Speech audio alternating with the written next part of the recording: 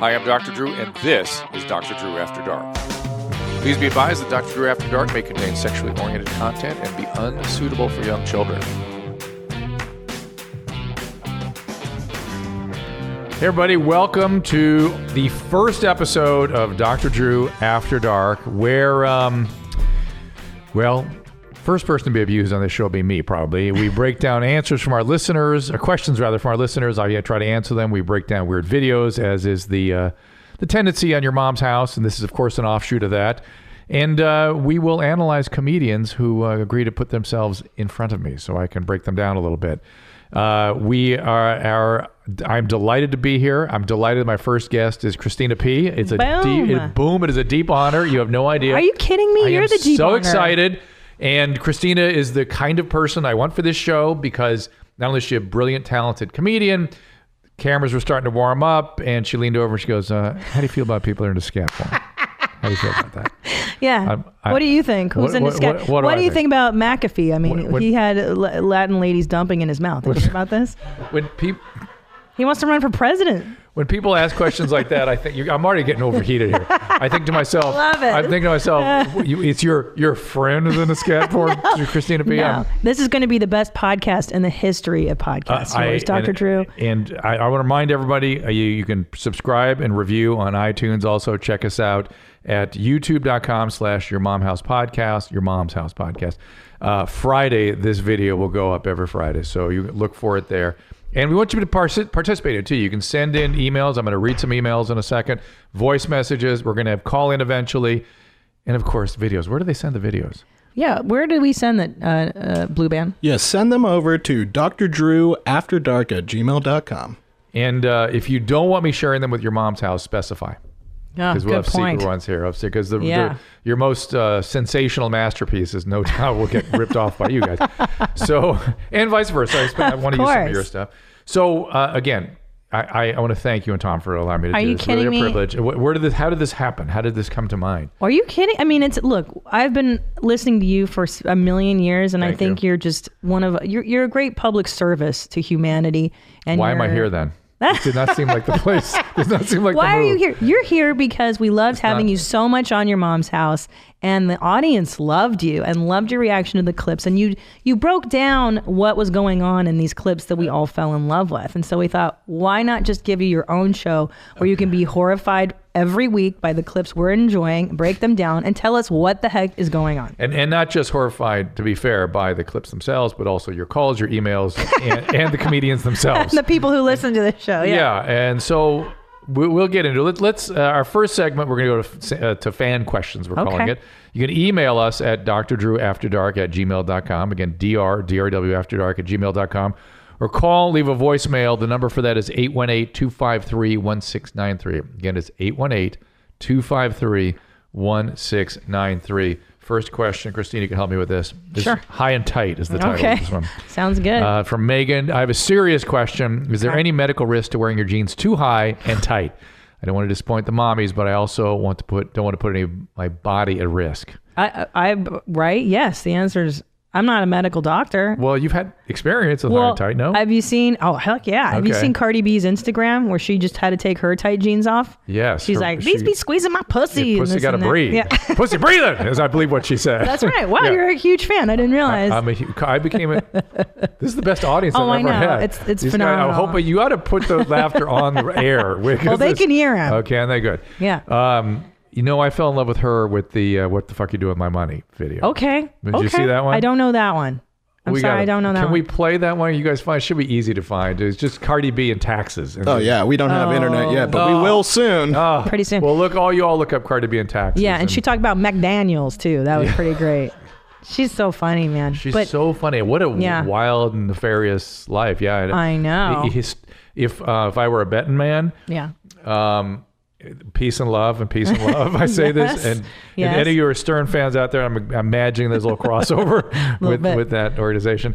Peace and love is something that Ringo Starr said in a rare moment of aggravation. Yeah, I will not be signing autographs. Peace and love, peace and love, you assholes. Yes. Peace and love.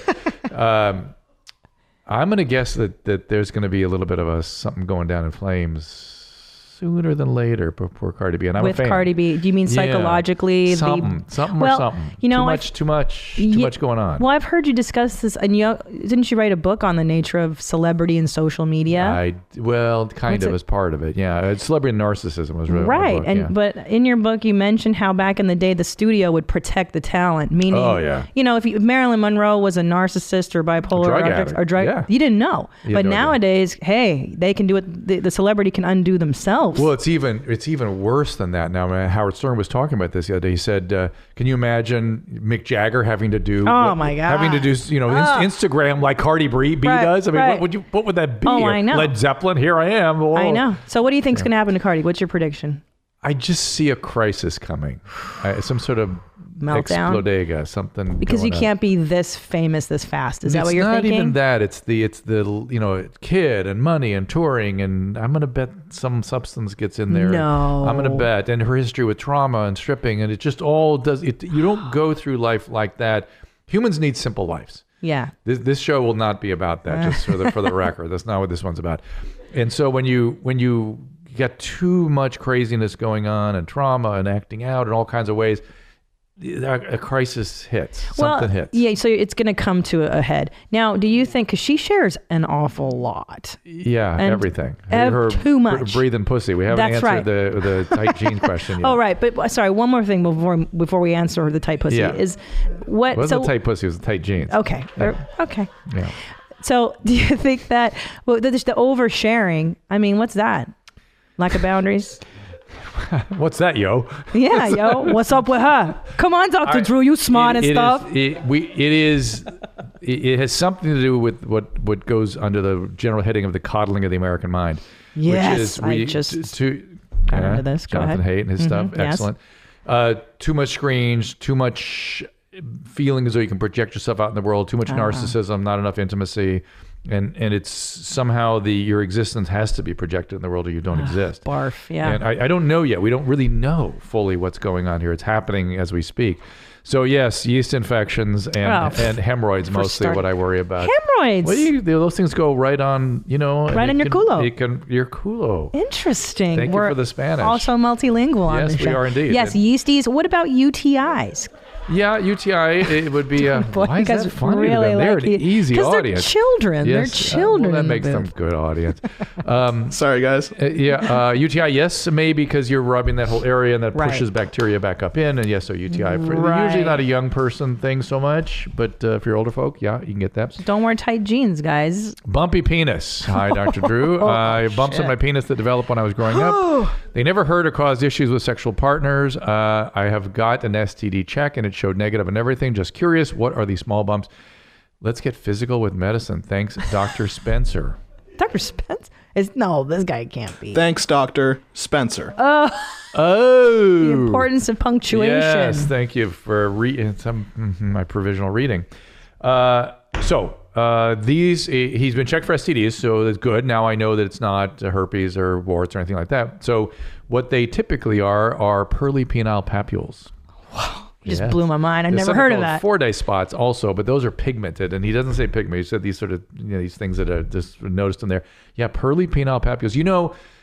To our peanut gallery, when we get internet, you're going to put up pictures of these things for me when I talk about it. Right away, doctor. Because if you just look up pearly penile papule, you get these. They're usually kind of symmetrical. They're sort of around the tip a little bit, typical, though not necessarily. They can also come around the base. And they're just these little, they're essentially clogged glands, essentially. Penile glands. Penile glands, yeah. Mm-hmm. And they look like little warts sometimes. And so people get very concerned they have warts. So. Well, good for him for getting checked because from what I understand, a lot of young gentlemen don't often go to the doctor. They're like, I got these bumps, so well. Males generally don't go to the doctor. We have, you got something to tell me? No, he's good. Okay. I married somebody who has very good self-care. Which is weird. What's wrong with that? I know. I'm going to find out later. I can't wait. Make mental note, gentlemen. But boys don't get checked out. Well, men don't. Men, we have this. It's just like looking for directions. Same exact mindset, which is it's either gonna kill me or it's gonna go away. So if it starts to kill me, then I'll go. But if it goes away, I don't worry about it. Yeah. And that's why people get tertiary syphilis right there. What's tertiary syphilis? Well, syphilis starts as a a shaggy ulcer, painless typically, on your peener, wherever you touch somebody else's stuff. It happened in your mouth. It can happen all kinds of places, and it goes away after about a week or so. And so men just go, phew, go on. But then it can go back as secondary syphilis, which is a rash, and that's a little more serious. And then it goes away again, and then it can come back as tertiary syphilis, where it's infecting your brain. Well, that's what Nietzsche had, right? He had something like that. But thank you for saying that because who taught you? They teach you that in England? Hello, philosophy major. But in England, they teach you that? No, America. Okay, because most philosophers go, he was so distraught by the death of God that it drove him crazy. It's like, no, he was hitting he was trying to eat a horse or by talking to the horse or something. Yeah, that's encephalopathy. That's a brain disorder. Yes, and he hated women. He hated his sister is what I heard. Well, that was before the encephalopathy. Yeah. Yes. Well, he just hated women because he lived around all of them all That's the time. right. Well, yeah. Broads. Am I right? Okay, fucking chicks are dumb. Okay. Can I ask you one question?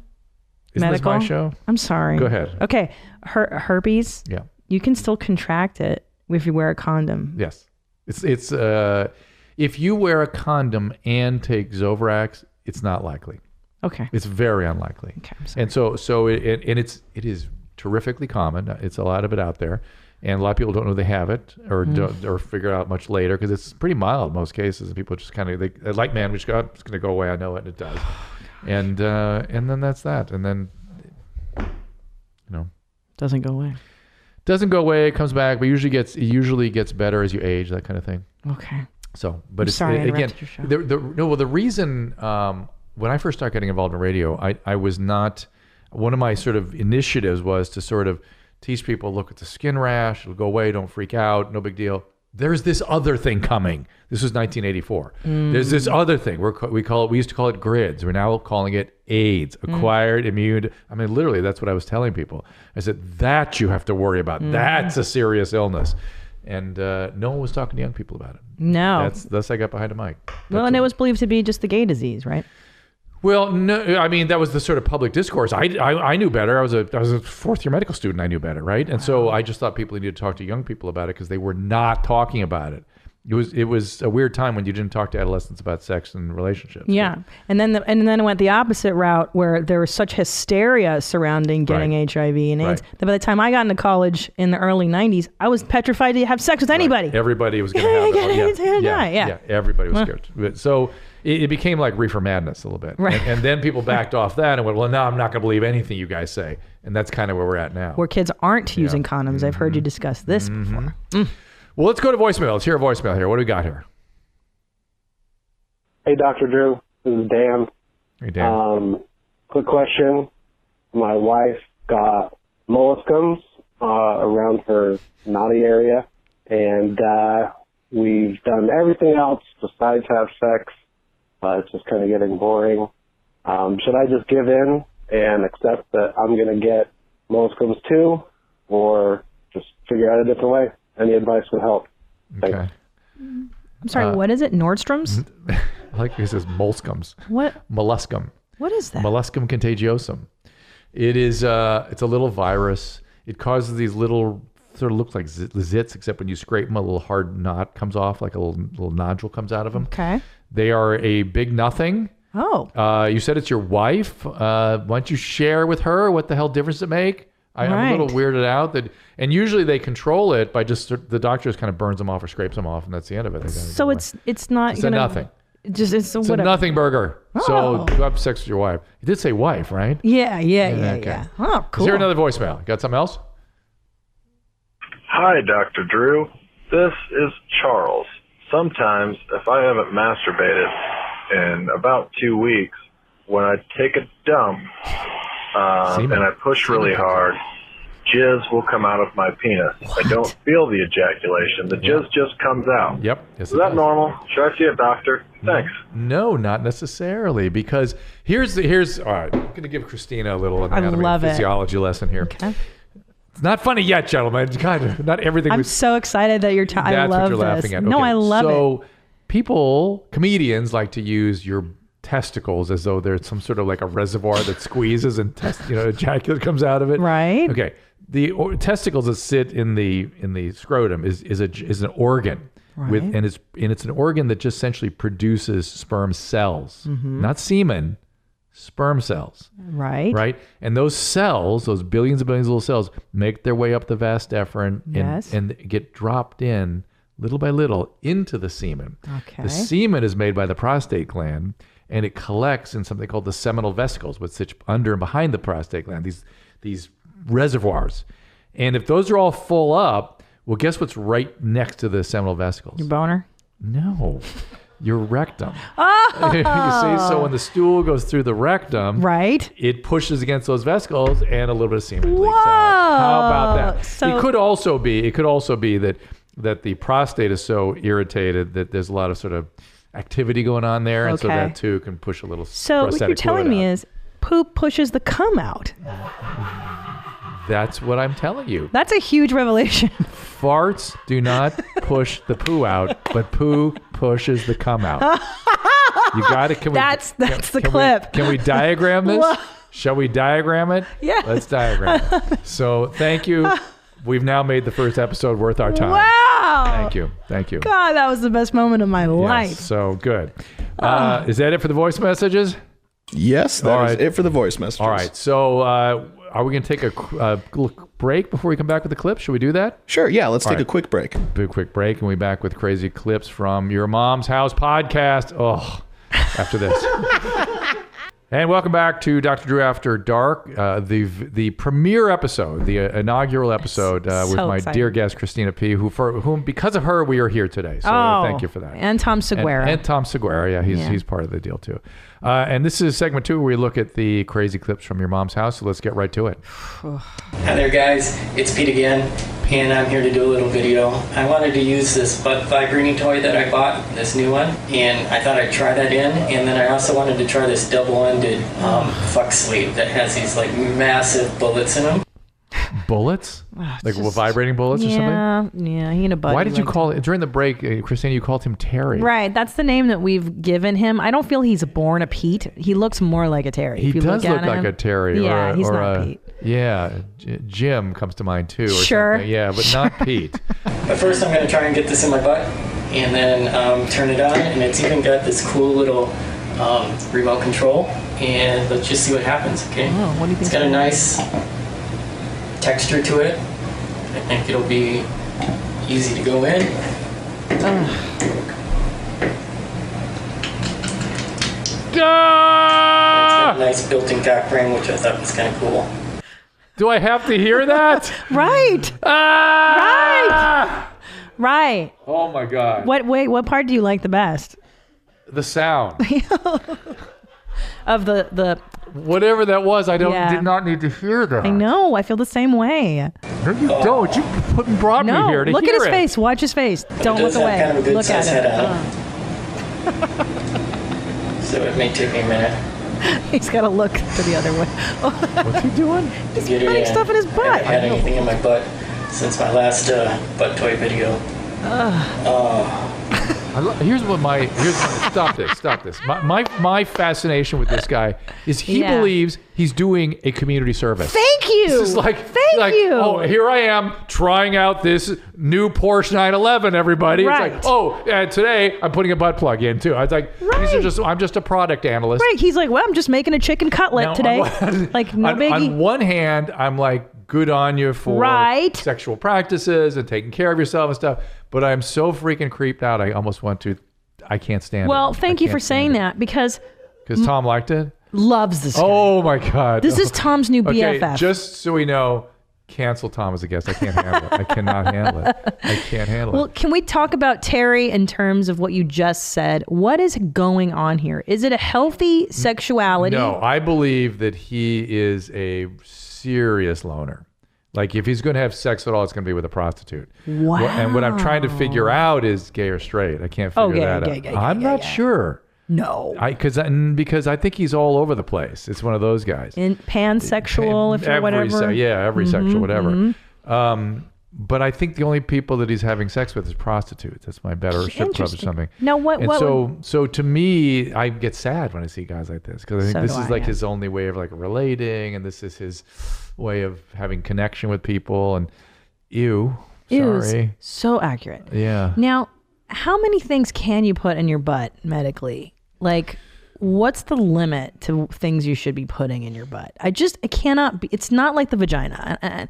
It's not as No, it's stretchy. not meant for that. The vagina is meant for a baby's head. Yes. It is designed for that. You've Don't been I know through it. that. And it goes back to normal again. More or less. close Pretty enough. much. Pretty much. I mean, compared to if you did that to an anus. Correct. Where things would tear. The muscles would tear. So, I mean, it's designed for stool. And even those, there's a little limit to how much the diameter of that should be. Let's say about the OK sign. Is the right amount for your browns? The OK sign is the limit. I mean, you didn't say the girth. You're saying for a brown I should think be... the OK sign about it. I think the OK sign. the OK sign. So if it's any larger than the OK... What is brown talk? I have not been included. You're in it right now. That's what I thought. Okay. We're doing it right now. Okay, thank you. So you're saying that anything going into your bum should probably be... Either way, I think what comes in and goes out should be about the same thing. I don't think there should be a difference necessarily. Sure. I think the OK sign is about, and you can test the limits of the human experience. I know many do. Oh, yeah. But just understand, I think the OK sign is about where it is. Okay. And nobody accused me of making any kind of racial whatever. But as soon as you what do you mean? Oh, you don't know the people make accusations every time somebody has an OK sign? No. Or a 3-point shot. You're a racial supremacist or something. Jesus, no, I'm not even. I'm not even. The only thing I know politically anymore about myself is I'm not a racist. Yeah. And I have no idea what else I am yet. I'm lost in politics, but I know I'm not a racist. I know that. No, I didn't think you were. But I'm not racially perfect. I have to watch myself all the time. You know what I mean? We feel... I think all of us do. Your biases? I think all of us have to, if there Check your privilege, Dr. Drew. Checking my privilege. I've been studying the history of the Civil War, both the lead up and the aftermath lately, and it's helped me with some of my blind spots. Really? Yeah, I think we all have blind spots, and we owe it to our countrymen, our peers that have not been treated properly, that we study that. That's very accurate. Yeah. I, however, am so self-obsessed. Well, you're a comedian, so I'm not going to be able to have this conversation with anybody anymore. There's other people? Yeah, I know. What is that about comedians, that they're all like that? Well, I think because we're so messed up. I'm just trying to get through the day and take care of my kids. Well, we'll get this. Yeah, Let's go more videos. Are we done with Terry? I think enough I don't Terry. know. I mean, we have more if you want. Terry, I want to see somebody else. Do you want to see the finale? Bring Terry back for Tom. All right. All right. We'll find Tom's. Well, it's Tom's favorite video, so the finale is for Tom. Oh, no, please do. Actually, I'm sorry, but please bring the last bit of this clip. Just pull it up and let him. Yeah, I do want to see what he's talking about. I'm going to try out this sleeve now. And like I said, I'm really kind of disappointed that this won't be vibrating too, but I think with this thing going off in my butt... Disappointed? It's going to be okay. And this has some really weird knobbies on the inside there. Ew. Oops. No. It looks like a monster from Alien or something. This movie. The mouth of open Alien. in one end. Oh, Jesus. Whoa. Wow. Ow, huh? It's pretty tight. Okay. I wasn't expecting that. Oh, yeah. Damn it. Oh, fuck it. Oh, fuck. Fuck. Ah! Oh! That's the worst part. Oh! He likes it. He likes it or doesn't like it? He likes it.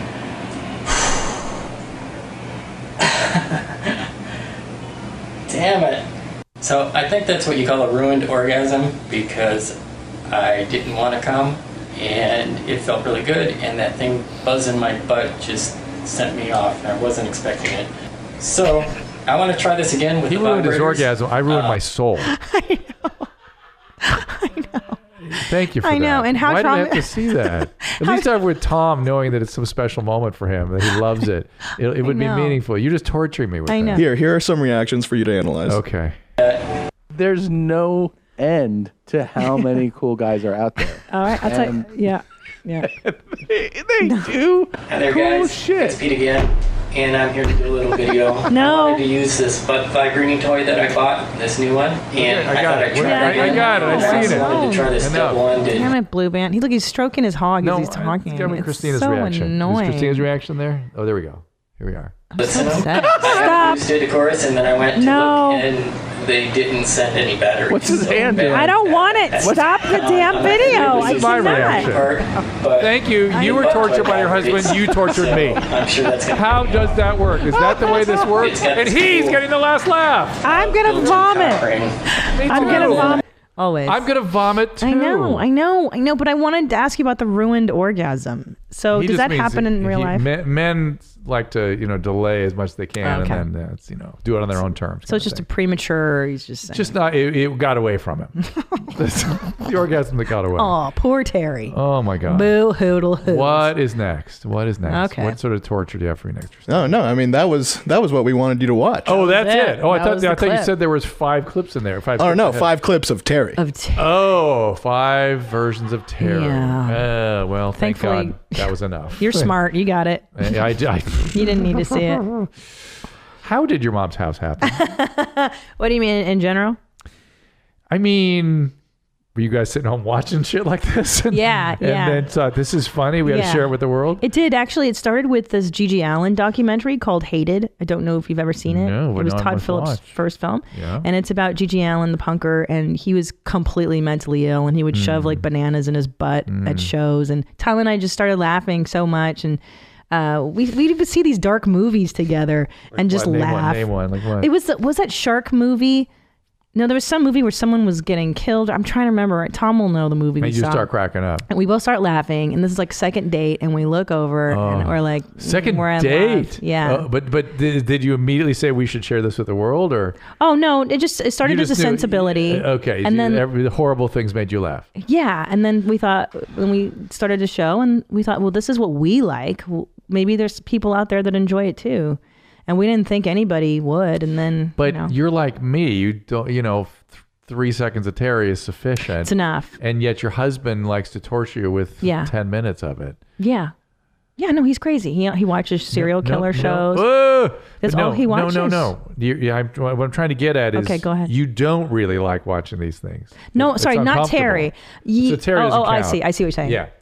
Right, Terry is sort of right. over the top. He wasn't something that you guys Yes. formed your love around. Can I tell you what I do know what I like about crazy people and watching these things? Yeah. Because I grew up, my mother was a borderline personality Should we disorder. explain to people what that is?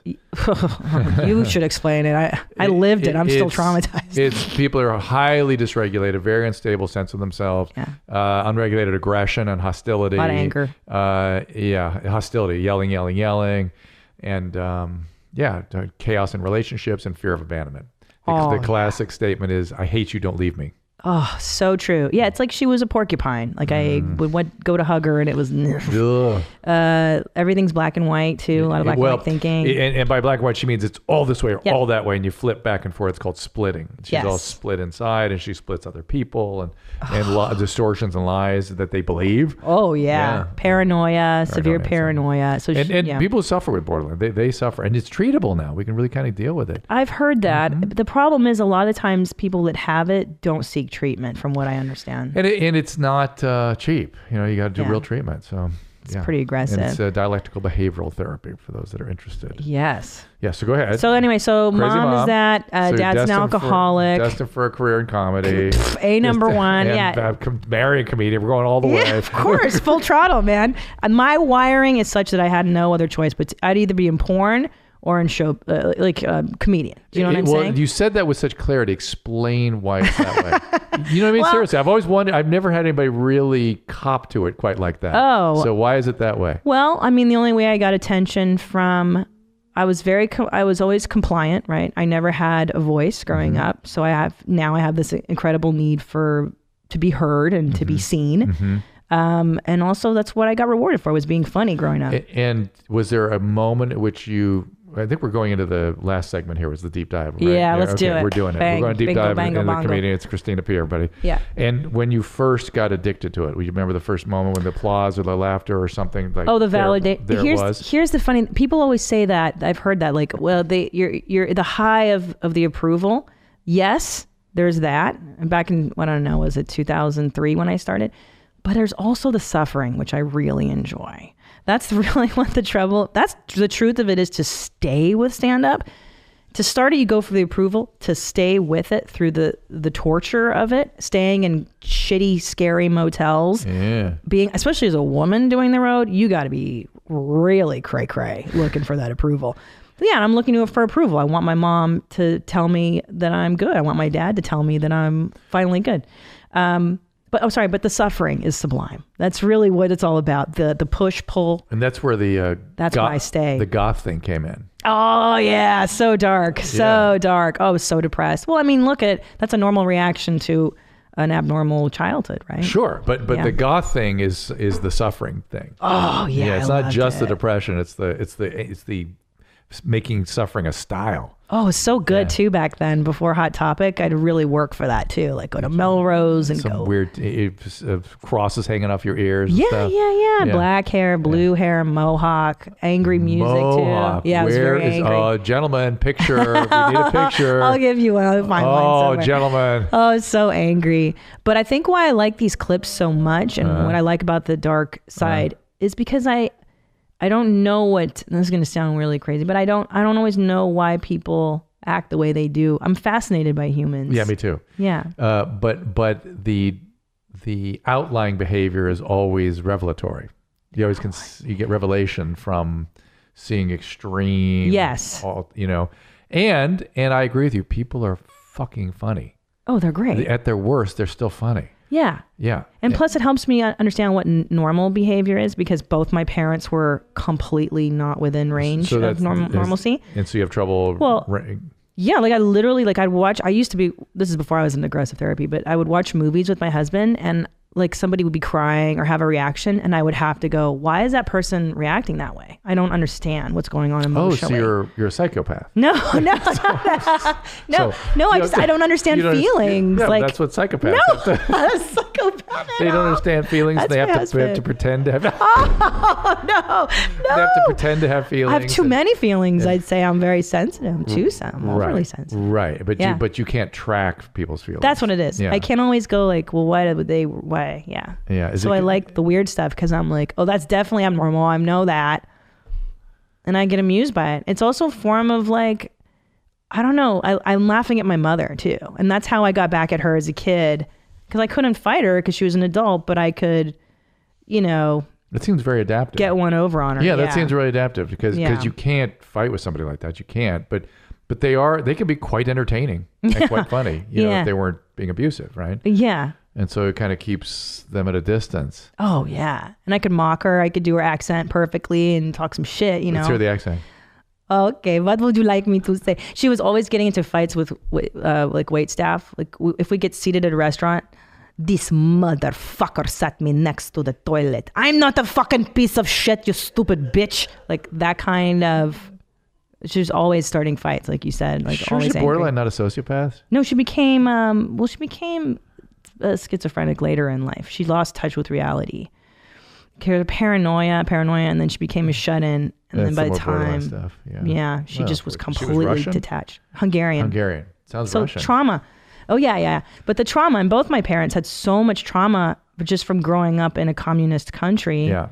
That they had no hope. Like it was hope to have a kid. Oh my God. With the only child? Yeah, that's what made it even worse. Yes. Yeah. People are, don't you want to be the only child? Like, not when you have crazy parents. you get it all then. That's the problem. So I spent a lot of time hiding. But your dad seemed like hiding who you were? Hiding who I was and physically hiding. I spent a lot of time alone, listening to records, watching American television, like learning what normal. American television? Like, well, because my parents are Hungarians. So like, that's how I learned English, and I learned about how Americans acted. Wait, I'm confused. When were you not born here?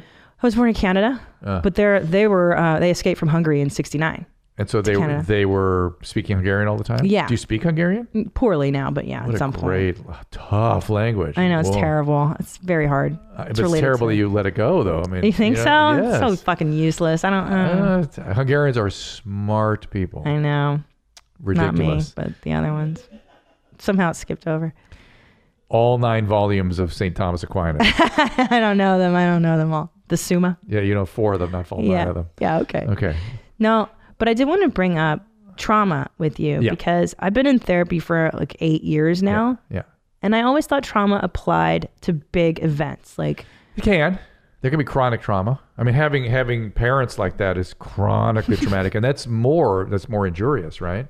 Because at least with a big event, there's a chance for resiliency and repair and stuff. Yeah. But if the source of the trauma is the person that's supposed to be repairing you, you're screwed, right?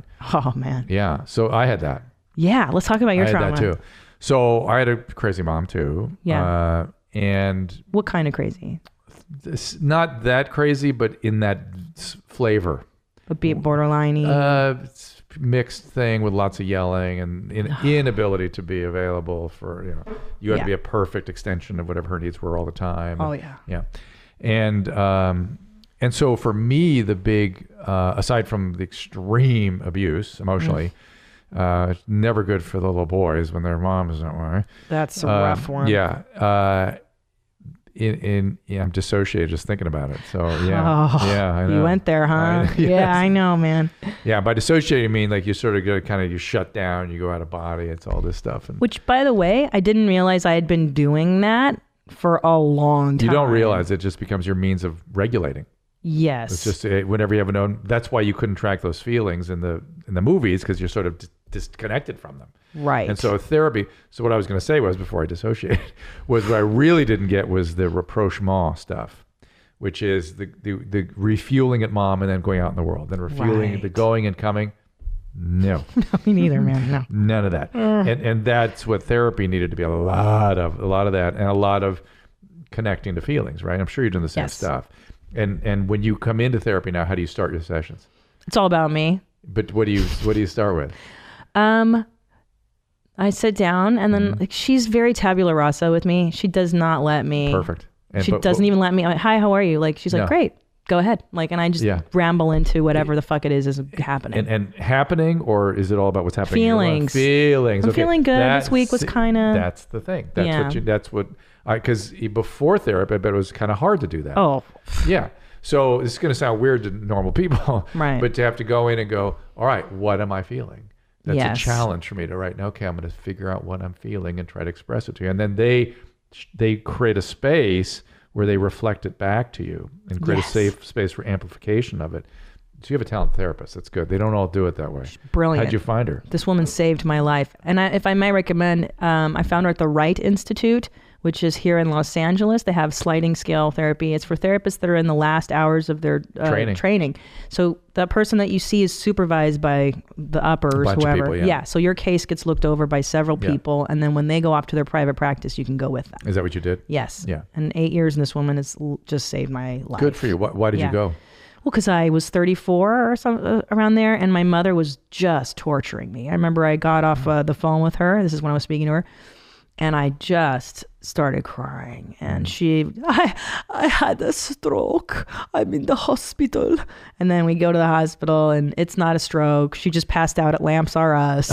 And you and Tom? Tom, yes. So you were together then? We were together. We just started dating. You're lucky that you could deal with a relationship. Well, yeah. And here's But you bonded around this bullshit. Yeah. These horrible videos. Yeah.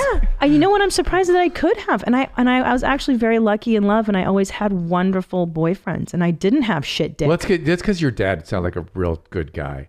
He did. When I've talked to you about him before, I know he's got some shortcomings, and I know he's an alcoholic and stuff. Yeah. But there's tons of people who are drug addicts and alcoholics that are really good people. Yeah, and I think I he's get just the feeling. I get the feeling he was sort of in that zone. He's a narcissist. He's a bit narcissistic. Like alcoholic narcissist. Though, yeah, right? Yeah, but not. He was never like beating the shit out of me or telling me. And I bet he was a man. I bet he had feelings, and I bet he was. Yeah, he would get broody.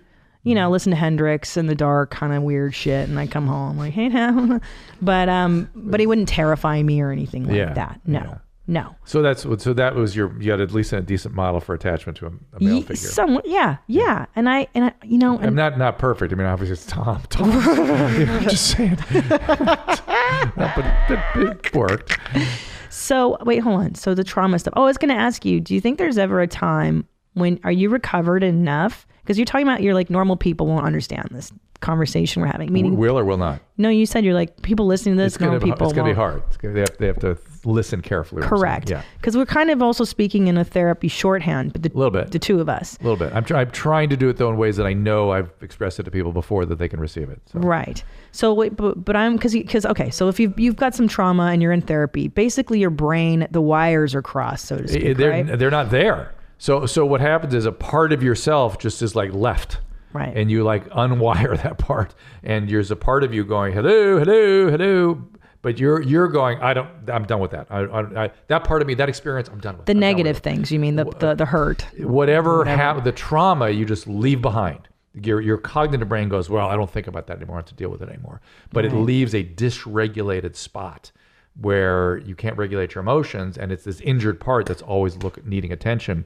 And one of my little pet theories is that's where the repetition compulsion comes from. Right. So it makes you attracted to people and places that are just like the traumatizing individuals. So you end up reliving the trauma over and over again.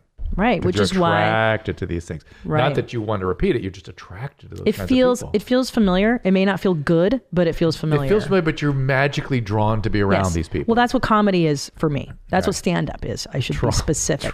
It is. So it's literally therapy you out of your stand-up career. Do I what? We're going to therapize you out of your stand-up career. Thankfully, I can always access that fucked up part of my brain. Good thing it's always there.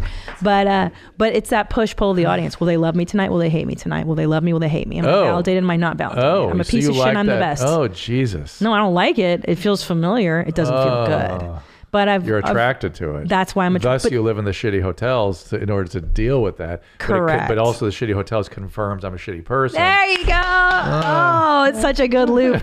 But no, now my career's in a better place. I don't stay in shitty hotels. I do stand up very differently than I did. And we gotta get you a little bit healed before these children are reared. Let me tell you, I've already doubled up on sessions. I am there. And make sure they can't see these videos. No, it's all in the vaults. Okay. Home life is very normal. Okay.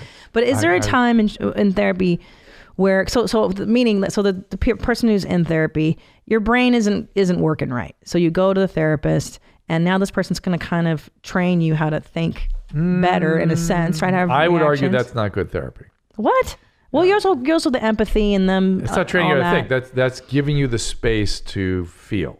Correct. And to connect. Correct. That's a very different thing. Well, that in addition to that will sound weird to people. Yeah, and she may offer some advice and some feedback and stuff as you're talking. But as you said, for the most part, she's just sitting there listening to you.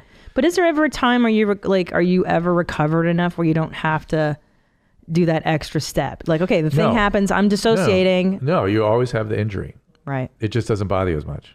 So like what you just did when you were like, oh, I'm dissociating, and we're back. Like you just kind of go. It doesn't bother me. What happened days in the past, I'd probably have a panic attack on top of it or something, or anxiety or something. Now it's like, oh, there's that old mechanism again. It's like, God damn it. Interesting. And you feel regulate. Feel whole. Feel regulated. I don't. Not bothered by it. I though did a Rorschach test. A friend of mine had me do a Rorschach because I was fascinated by personality structure and stuff.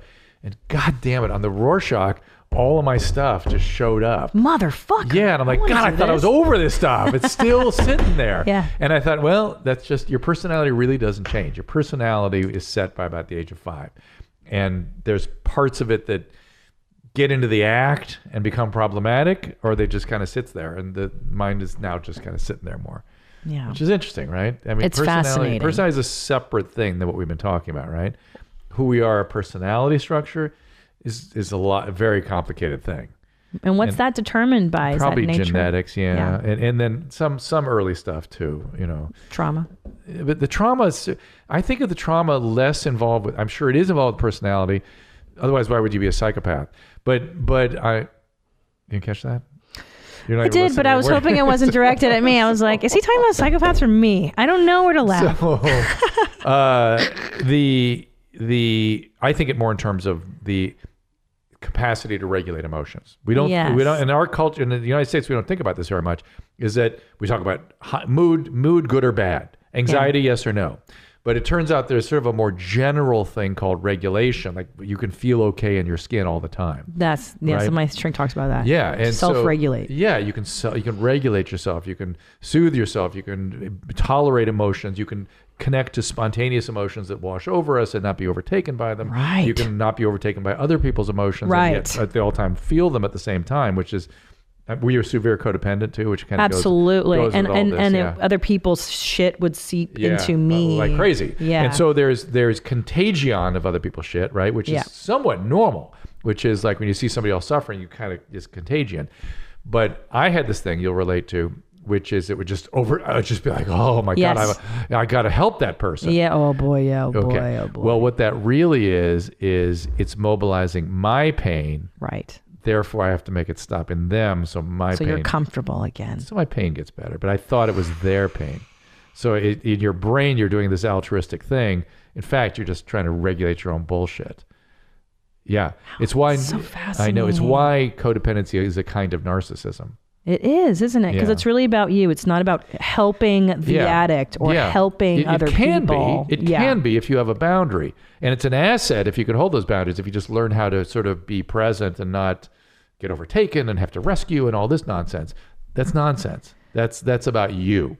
That's not what that person needs. Right. So when you're treating people with addictions and stuff, is that what you have to kind of... Yeah, well, that's why I needed more. I knew I needed therapy because the borderlines were just wiping the floor with me, and I was like, something is not right. I'm trying to help them, and they are just clocking me. They're just like calling me at 4 a.m. and demanding things, and if you don't do it, you're the worst person in the world, and it's like, oh my God. And so, and I got very, very, very good at being able to be present and feel all kinds of things and not be overtaken by it and know the difference between what was my feeling and what was somebody else's feeling. Right. And that's huge too to someone that if you're, like us. denied feelings, as a child, then you're like, but that's a big "What's asset. this?" It's a huge asset. I use it all the time. I mean, Oh, yeah. yeah. Well, I mean, I can do it to you, I suppose. Okay, let's go. What are we doing? I'm trying to. What are you trying to do? I'm trying to feel. Oh, gosh. Feelings. Is your stuff like all in here? Is it all big knot in the stomach? Is that where a lot of stuff was? Sorry. Early where stuff. it was. Yeah, I would just diarrhea all the time. like Stomach I problems. feel this like knot tummy. in your stomach, like ew. And then later, because that's all anxiety, really. Anxiety's right? in the stomach, and then I would get. I do this shoulders up, a lot of head tension, head and neck tension too. It's all cerebral for me. I'm very. And yet, did you have a sort of a rich social life with your peers or something? Yeah. Huh. I was very. Isn't that funny? And yet you were able to pull that. Yeah. Resilience is what my therapist calls it. Well, it's funny. It's more than resilience. It's a skill. It's really a skill. And then again, it's back to comedy because that's a social interaction. Well, I had to read people growing up, right? Had to read what mom was doing, had to read what dad was doing. Your mom would have been very, very difficult. That's the challenge, reading a borderline. But that's such a special skill. I'm not sure, but maybe what you did to entertain her to keep her off her rocker.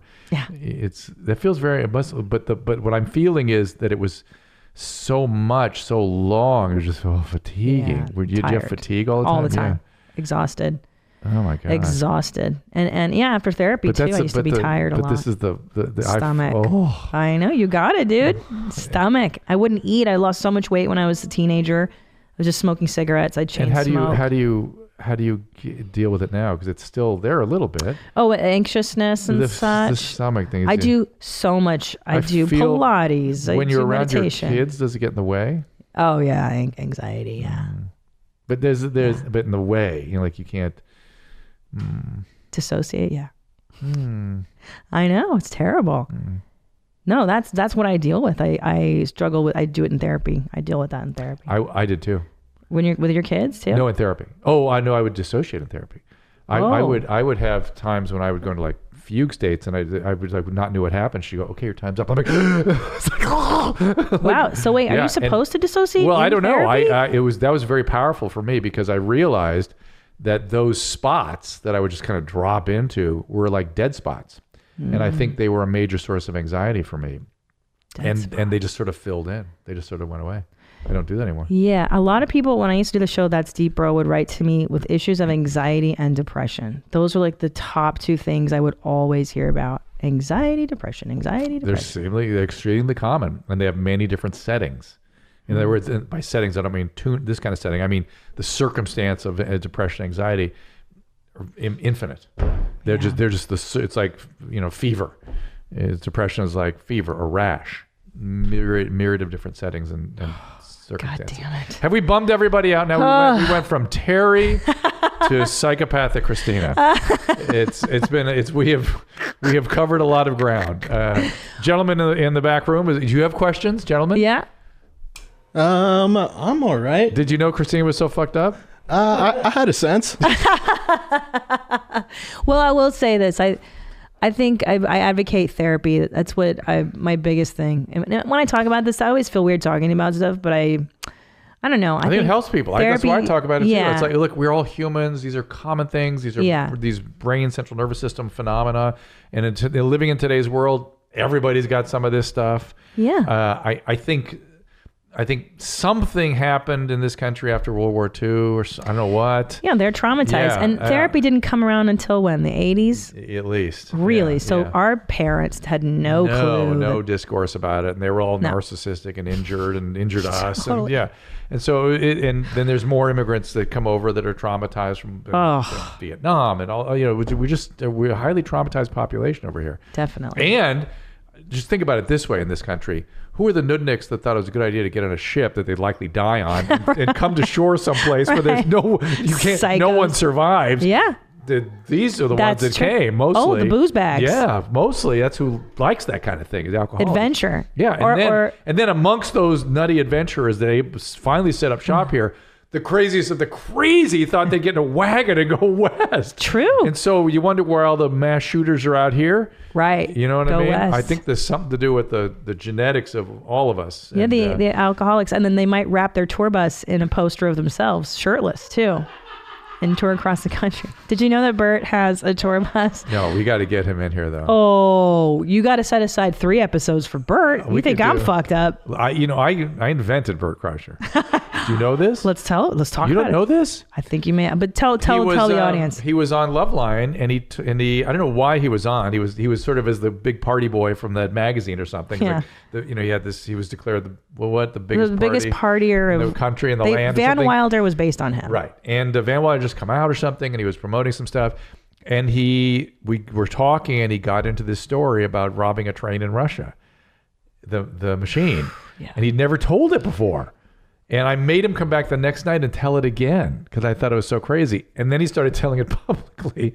See, you're responsible. Bert Kreischer was born. That's your fault. So I'm sorry to his wife. Thanks, Dr. Drew. Mostly. Oh, yeah. Leanne's got to hate that. Leanne has got to be sainted, right? Oh, for sure. How is that? How? I don't know, dude. We should have her on here, too. Oh.